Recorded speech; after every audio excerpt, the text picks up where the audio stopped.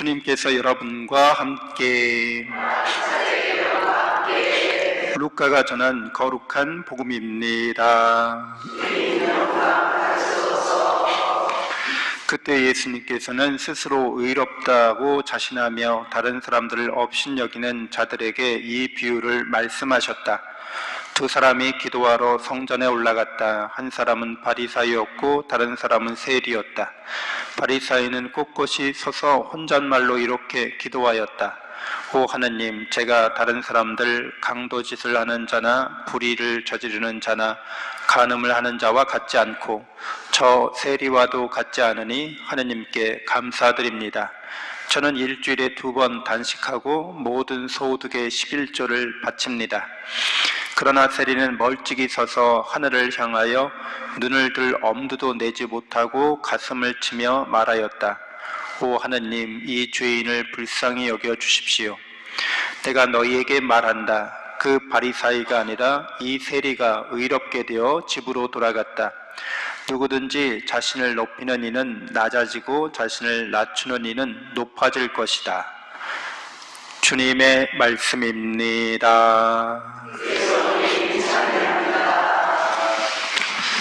참 예수님, 하느님의 복동이 고맙습니다. 고맙습니다.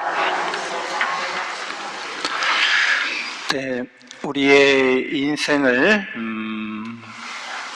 학교에 비유하기도 하죠. 인생은 커다란 학교다. 볼 때 뭐를 우리가 배우는 학교라고 우리는 볼 수 있겠어요? 신앙인들은? 하느님을 배우는 학교인 거죠. 하느님의 사랑을 배우는 학교입니다. 오늘 제1독서의 호세아 연자가 정녕 내가 바라는 것은 희생제물이 아니라 신이다, 믿음이다 이렇게 말하고 있어요. 그 하느님께 대한 믿음, 하느님의 사랑에 대한 믿음을 말합니다. 번제물이 아니라 하느님을 아는 예지다 이렇게 말씀하고 있습니다. 하느님께서 얼마나 우리를 사랑하고 있는지, 하느님이 그 사랑 그 자체이신 분이라는 것을 알기를 바라신다는 거죠. 하느님을 알 때 자기 자신도 알게 되는 거죠. 그러니까 하느님을 알지 못하면 자기 자신도 누군지 알지 못하는 겁니다. 인간은 자기 자신을 아는 게 정말 중요합니다. 자기답게 산다, 나답게 산다 이런 말을 우리가 하잖아요. 나답다는 게 뭔지를 자기를 알 때만 그 말을 할 수 있는 거죠. 자기를 모르면 나답게 살고 싶어. 네가 누군데? 내가 누구지? 그거를 답할 수 있어야 된다는 거죠. 근데 내가 누군지는 항상 그렇지만 이게 관계 속에서 내가 누군지 드러나는 거죠. 관계 속에서. 부모님과의 관계 속에서 나, 동료들과의 관계 속에서 나, 이렇게 관계 속에서 내가 누군지 드러나게 돼요. 근데 인간이라는 존재의 진정한 정체성은 하느님과 나와의 관계 속에서 내가 누군지 드러나는 거죠. 그러니까 하느님과의 관계 속에서 내가 누군지 드러나게 되는데, 하느님을 모른다고 하는 거는, 그 관계를 어떤 관계인지 모른다고 하는 거는 내가 누군지 잘 모른다는 뜻이에요. 그러니까 나답게 산다는 말도 할 수 없어요. 그러면 나답게 살지 못하는 존재는 어떻게 살게 돼요? 그냥 그 타인이 바라는 대로 살게 돼요. 내 인생을 사는 게 아니라 그 부모가 나에게 바라는 대로 그냥 사는 거예요. 부모의 삶을 대신 사는 거예요. 나의 삶을 살지 않고. 사회가 요구하는 대로 살게 됩니다. 나의 삶이 중요한 게 아니라 사회가 뭐가 중요하고 뭐가 성공적이고 뭐가 행복한지를 정해줘요. 그럼 거기에 맞춰서 사는 거예요. 이 세상에 나답게 살려고 태어났는데 나의 삶은 살아보지도 못하고 다른 사람들의 삶을 사느라고 바쁜 거죠.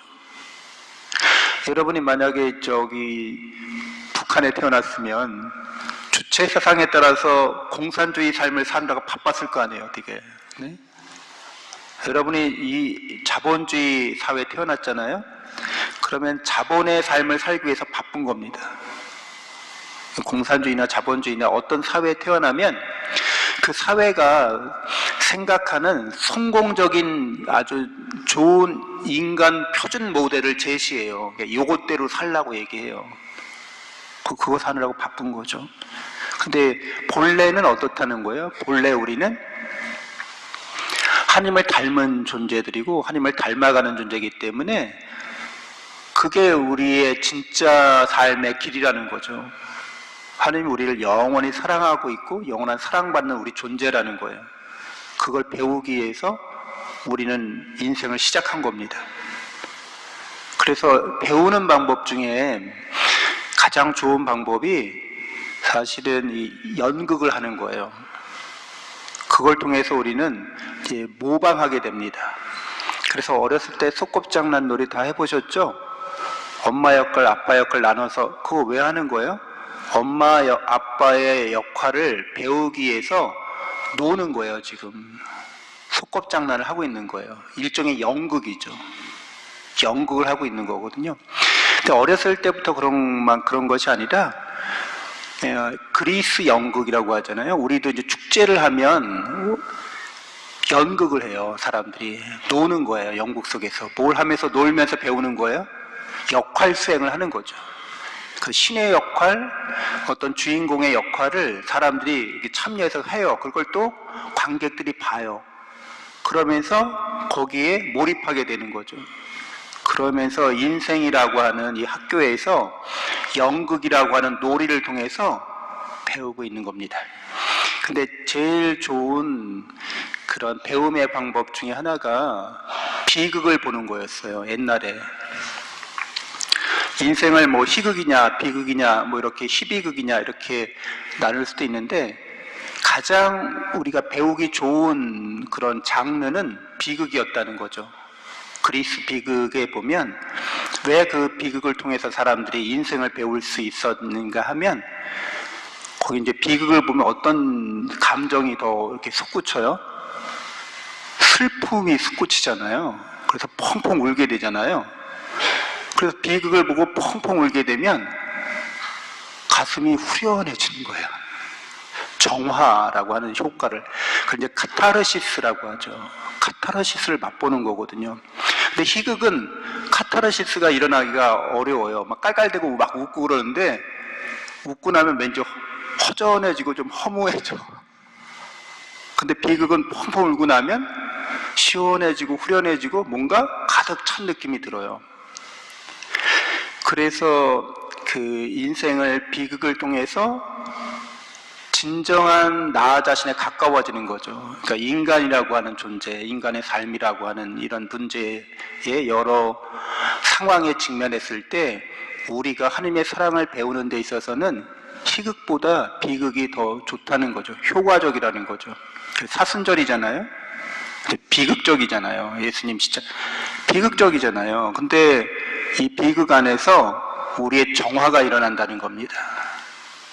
그리고 오늘 예수님이 그 성전에 기도하러 온 두 사람 이야기를 하세요. 근데 한 사람은 어떤 역할을 수행하는 사람이냐면 잘 사는 거예요. 좋은 환경에 태어났어. 좋은 가정 환경을 갖고 있었어. 그래서 아버지 어머니가 가르치는 대로 주는 대로 그 사회가 요구하는 대로 잘 살았어. 그러니까 성공한 인생이고 행복한 인생이야. 자기가 볼 때 좋은 거죠. 근데 세리는 불우한 가정 환경에서 태어났어. 그래서 먹고 살고 호구지책 세우다 보니까 그 사회에서 손가락질 받는, 욕먹는 그런 직업을 선택했어요. 그럼 이제 인생은 학교고 인생이 연극이라면 어떻게 해야 되는 거예요? 그걸 연기하고 있는 배우가? 뭐를 배우라고 하나님이 원하시겠어요? 그 바리사이에게는 자비를 배우라는 거죠. 너는 자비를 배우기 위해서 지금 이런 체험을 하고 있는 거야. 또 좋은 가정 환경에서 좋은 교육 환경 조건에서 이렇게 자라왔는데 그렇지 못한 사람들이 있어. 그러니까 그런 사람들에 대해서 이제 너그럽고 관대하고 자비로운 마음을 배워야 돼. 그게 나를 배우는 거야. 하느님을 아는 거야. 이런 거죠. 그래서 제가 아는 어떤 지인분도 그런 얘기를 해요. 자녀들에게 너는 좋은 가정 환경에서 태어난 거야. 우리 부모들이 너에게 잘해줬잖아.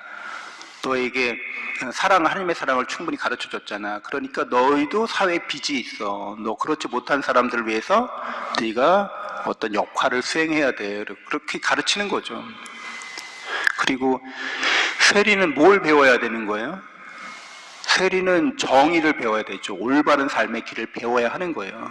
그래서 끊임없이 자기가 회개하고 올바르게 살아가는 길을, 지혜롭게 살아가는 길을 이제 찾아야 되는 거죠. 이게 역할 수행, 과제가 되는 거죠. 그 학교에서 어떤 역할, 연극을 하면서 그거를 배워야 되는 건데, 적어도 세리는 그렇게 하기 위한 시작이 올바르게 돼 있어요.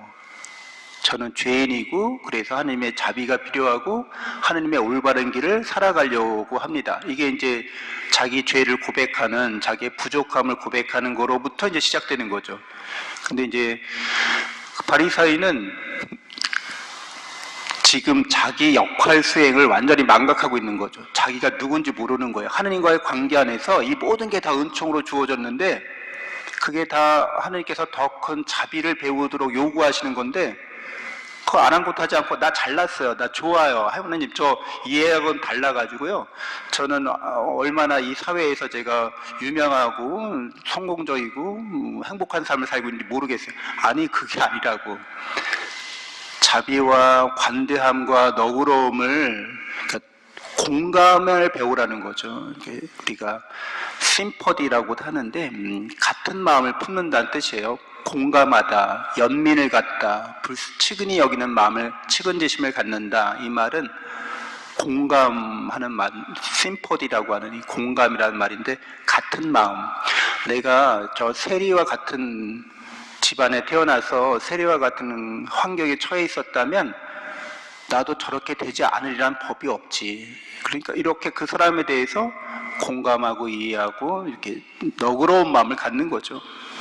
우리가 우리 자신에 대해서 이렇게 인생 학교에서 이렇게 드라마를 통해서 연극을 통해서 이렇게 하는 이유는 결국 하나님을 알고 하나님을 닮아가기 위해서인 거죠. 그리고 하나님을 알고 하나님을 닮아가기 위한 우리의 길을 안다면 우리는 그 하나님의 사랑을 영원히 받고 있기 때문에 그렇죠. 영원한 생명과 행복이 이미 주어졌다는 걸 아는 거예요.